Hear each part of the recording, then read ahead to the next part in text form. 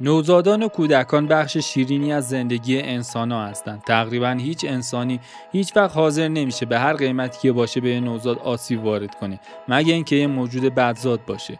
درود دوستان، امیدوارم رو به راه باشین. امروز قراره ماجرای یه زن سنگدل و بیرحم به نام آملیا دایر رو برای شما تعریف کنم. کسی که حدود 300 تا 400 نوزاد رو کشت و از کشتن اونا هیچ واهمه‌ای نداشت. قبل از این که بریم سراغ ادامه ویدیو، اگه به محتوای پرونده‌های جنایی، قتل‌های عجیب و کلا ماجراهای ترسناکی که بر اساس واقعیت اتفاق افتادن علاقه دارین، پس همراه من باشین. آملیا در سال 1837 در خانواده‌ای نسبتاً مرفه به دنیا اومد. اسم مادرش سارا و پدرش ساموئل هابلی بود. اون پنجمین فرزند خانواده بود و درست در شرق بریستول انگلستان در منطقه پایل مارش به دنیا اومد. خانواده او جز خانواده‌های با احترام به حساب می اومد. به همین دلیل فرصت اینو داشت که خوندن و نوشتن رو یاد بگیره و بعد هم کم کم به ادبیات علاقه پیدا کنه. اما چی میشه که همچین فردی میتونه چنین سرنوشت سیاهی رو برای خودش رقم بزنه؟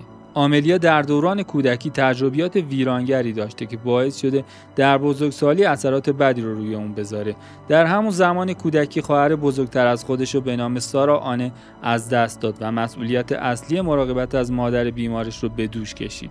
مادرش از بیماری روانی ناشی از تیفوس رنج می‌برد. 3 سال بعد از مرگ خواهر بزرگتر، آملیا خواهر کوچکترش رو هم از دست داد که فقط چند ماه داشت.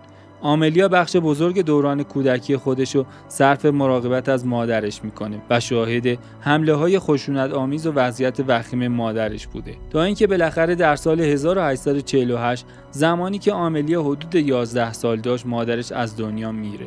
بعد از مرگ مادرش آملیا برای مدتی با یکی از عمه‌هاش در بریستول زندگی کرد و سپس به عنوان شاگرد در یک فروشگاه لباس زنانه مشغول به کار شد. بالاخره پدرش هم در سال 1859 از دنیا رفت. از اونجا که رابطه آنچنان خوبی با برادر بزرگترش نداشت، بعد از مرگ پدر دیگه دلیلی برای زندگی تو اون خونه رو نمیدید.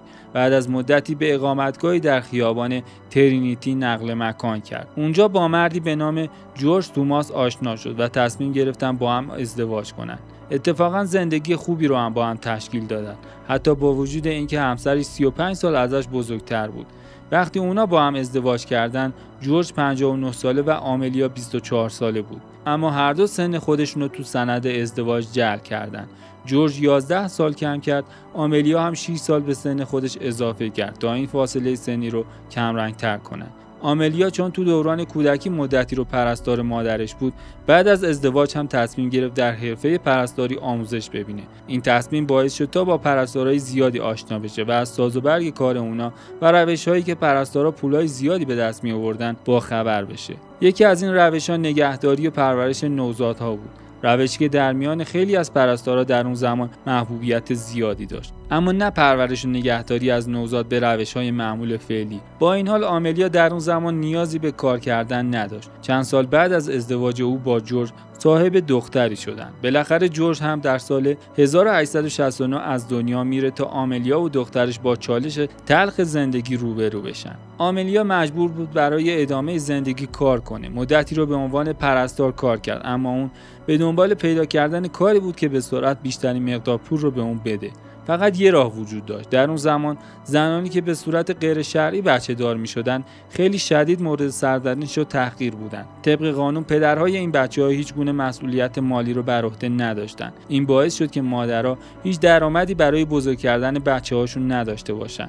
به علاوه این که پیدا کردن کار به عنوان مادر فرزند نامشروع دشوار بود. اونا مجبور بودن برای نگهداری و تربیت بچه‌شون و بدتر از اون فرار از ننگ و عاری که دنبالشون بود، بچه‌هاشون رو به پرستارا و زنایی از خانواده‌های با اعتبار و نسبتاً مرفه بسپارن و مبلغی رو هم به عنوان دستمزد به اونا بدن. این کار یا برای همیشه بود یا تا زمانی که مادر بتونه از نظر مالی به جایگاهی برسه تا کودک خودشو برگردونه. پرستارا هزینه‌هایی که دریافت می‌کردن بین 5 تا 80 پوند بود و این بستگی به شرایط مادر داشت. اگر مادر زن جوانی بود که به دنبال حفظ شرف خودش بود، هزینه کمتری پرداخت میکرد، ولی اگه کودک از افراد با اعتبار و ثروتمندی بود که به دنبال نگهداری مخفیانه از او بودن، باید هزینه بیشتری پرداخت میشد. با این حال این پرستارهای کودک عموماً به بهترین نحو از کودکان تحت نظر خودشون مراقبت نمی‌کردند، چون بیشتر به پولی که بابت این کار میگرفتن فکر میکردن و چیز دیگه‌ای هم براشون مهم نبود. آملیا هم برای درآمد بیشتر وارد این کار شد. از طریق آگهی کردن در روزنامه‌ها مشتریای خودش رو پیدا میکرد. حتی گاهی اوقات به عنوان پرستار برای زنایی که باردار بودن فعالیت میکرد. تبلیغاتش رو به این صورت عنوان میکرد که متأهل و خونه اون بهترین محیط برای رشد و تربیت بچه هاست. مدتی بعد ادعای آملیا رنگ واقعیت به خودش گرفت، چون او در سال 1872 با ویلیام دایر کارگر کارخانه آبجوسازی در بریستول ازدواج کرد. این زوج بعداً صاحب 2 فرزند شدند. کسب و کار آملیا هم در حال پیشرفت کردن بود.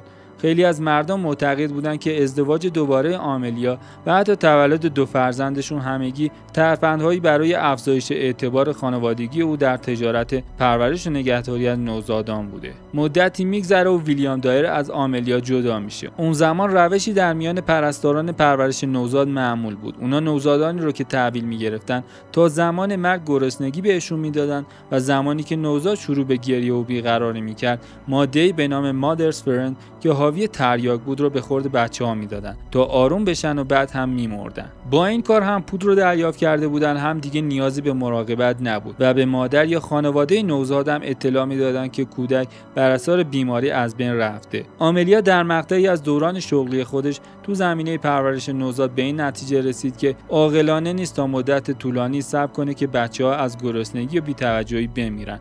اون تصمیم گرفت تا با کشتن نوزادا در این کار یه قدم رو به جلو برداره. بعد هم جسد اونا رو به عنوان مرده پیش پزشک ثبت می‌کرد. این روش به اون این امکانو میداد که تقریباً تمام پولی رو که برای نگهداری از نوزاد دریافت می‌کرد و به جیب بزنه و کاری هم انجام نده. آملیا بدون مزاحمت به روش خودش ادامه داد تا اینکه در سال 1879 یک پزشکی به تعداد نوزادایی که تحت مراقبت آملیا مرده بودن مشکوک میشه و بعد هم متوجه کارش میشن و اونو دستگیر میکنن. اما در کمال تعجب آملیا بعد از گذراندن تنها 6 ماه کار سخت از زندان آزاد میشه. اون دوباره تصمیم میگیره کار پرورش و نگهداری نوزادان رو از سر بگیره، اما با نگرش تغییرات جدید که از اقدامات چند ماه گذشته یاد گرفته بود. آملیا به این نتیجه رسید که ثبت مرگ نوزادان توسط مقامات فقط باعث دردسر برای اون میشه. برای همین تصمیم گرفت اجساد بچه‌ها رو مخفیانه از بین ببره. آملیا جسد بچه‌هایی رو که می‌کشت با کتان و کاغذ می‌پیچید و یه تکه آجر یا سنگ کوچیک به اونا می‌بست و پرتشون می‌کرد تو رودخونه. اون به جایی رسید که بلافاصله بعد از اینکه نوزادا رو از مادرشون تحویل می‌گرفت به خونه می‌برد. یه تکه نوار یا روبان سفید به گردن بچه‌ها می‌بست و به آرامی اونا رو خفه می‌کرد. این ترفند جدید آملیا رو از دردسر دور نگه می‌داشت. هر زمانی هم که آملیا می‌فهمید قرار دچار هر نوع مشکلی بشه، یک نسخه جعلی به عنوان بیمار روانی برای خودش درست میکرد و به عنوان بیمار روانی در آسایشگاه‌ها بستری میشد. در مدت کوتاهی به عنوان یک عضو ثابت در این مؤسسات تبدیل شد و هر زمان که احساس میکرد مشکل قرار پیش بیاد از کار پرورش نوزاد ناپدید میشد. اما چگونه آملیا میتونست روانپزشکا رو فریب بده؟ اون قبلا تو این مؤسسات به عنوان پرستار کار کرده بود. آملیا از اونجایی که میدونست تو این مؤسسات چگونه رفتار میکنن، فهمید که چه کاری باید انجام بده تا بتونه از اونجا مرخص بشه. اما فقط این مؤسسات دولتی نبودن که برای آملیا مشکل ساز بودن. بعضی از مادرها هم میخواستن هر از گاهی با بچه خودشون ملاقاتی داشته باشن و این کار برای آملیا مشکل ایجاد میکرد. اون یه نقشه دیگه رو پیاده کرد. زمانی که مادر یکی از نوزادان به قتل رسیده میخواست دوباره نوزادش رو ببینه، آملیا بچه دیگه‌ای رو به اون میداد. با این حال این کار هم بی خطا نبود. در سال 1890 زن فرمانداری بچه‌شو به آملیا سپرد تا از اون مراقبت کنه. زمانی که خانم فرماندار به دیدن فرزندش اومد، به آملیا مشکوک شد. فرزند اصلی اون یه خال مادرزادی روی لگنش داشت. نوزاد رو بررسی کرد تا مطمئن بشه که مال خودشه، اما خال مادرزادی رو پیدا نکرد و آملیا دوباره به دردسر افتاد. بعد از این اون دیگه کم کم داشت بدنام میشد تو شهر. به همین خاطر در شهرهای دیگه نقل مکان میکرد و اسمای مستعار زیادی رو برای خودش انتخاب میکرد. در ژانویه 1896 زنی 25 ساله به نام اولینا مارمون دختری به دنیا آورد و به گروه مادرانی که فرزند نامشروع دارند پیوست. اسم دخترش رو دوریس گذاشت. اولینا در آگهی‌های روزنامه به دنبال یک زن محترم برای مراقبت از دخترش دوریس میگشت که به آگهی آملیا برخورد میکنه. در اون زمان آملیا با نام مستعار خانم هاردینگ فعالیت میکرد. اولینا دخترش رو به همراه لباس‌ها و وسایلش و 10 پوند دستمزد به آملیا سپرد. آملیا هم به اون قول داد که هر موقع خواست میتونه بیاد به دخترش سر بزنه. هرچند بعدش هم یه آدرس اشتباهی به اون داد. بعد از اینکه آملیا نوزاد رو تحویل گرفته به خونه برد، نامه‌ای به اولینا فرستاد و گفت که اونا سالم به خونه رسیدن و جای هیچ نگرانی نیست. بعد هم آملیا با روبان سفید اقدام به قتل دوریس کرد و نوزاد بیچاره رو کشت. بعدها زمانی که آملیا تحت بازجویی قرار گرفت، اولینا تونست تعدادی از لباس‌ها و بقایای دخترش رو از آپارتمان آملیا پیدا کنه. در 30 مارس 1896 قایقرانی در رودخانه تیمز در شهر ریدینگ مشغول ماهیگیری بود که بسته‌ای رو پیدا میکنه که با آجر یا تکه‌ای سنگ به اون بسته شده بود. بسته رو باز میکنه و جسد یه نوزاد دختر که یه نوار سفید دور گردنش بسته شده بود رو میبینه. اون به سراغ پلیس میره و جسد رو تحویلشون میده. یکی از ماموران پلیس آدرسی رو در گوشه یکی از کاغذهایی که در بسته‌بندی جسد استفاده شده بود پیدا میکنه. این آدرس به خانم توماس منتهی شده بود که یکی دیگه از نام‌های مستعار آملیا بود و جسد نوزادی که کشف شده بود هلنا نام داشت. ماموران پلیس وارد عمل میشن و رودخونه رو تفتیش میکنن. اونا اجساد بچه‌های بیشتری رو پیدا میکنن. همه اونا نوار سفیدی دور گردنشون بسته شده بود. از اونجایی که آملیا از کشف و بررسی جرم خودش توسط پلیس بی اطلاع بود، پلیس تصمیم گرفت همین چیز رو به همین شکل حفظ کنه و ببره جلو تا اون مشکوک نشه و فرار نکنه. پلیس با پیشرفت تحقیقات خودش آملیا رو از نزدیک زیر نظر گرفت و تونست به عنوان یک مشتری یک جلسه جعلی با آملیا برگزار کنه. بالاخره آملیا در 4 آوریل 1896 زمانی که به دیدن مشتری میرفت، 2 افسر پلیس اونو دستگیر میکنن. پس از بررسی آپارتمان او، لباس‌های کودک، نامه‌ها و آگهی‌های روزنامه برای پرورش و نگهداری نوزادان پیدا کردند. خانه آملیا بوی جسد پوسیده هم میداد، اما جسدی اونجا پیدا نشد. از همه مهمتر،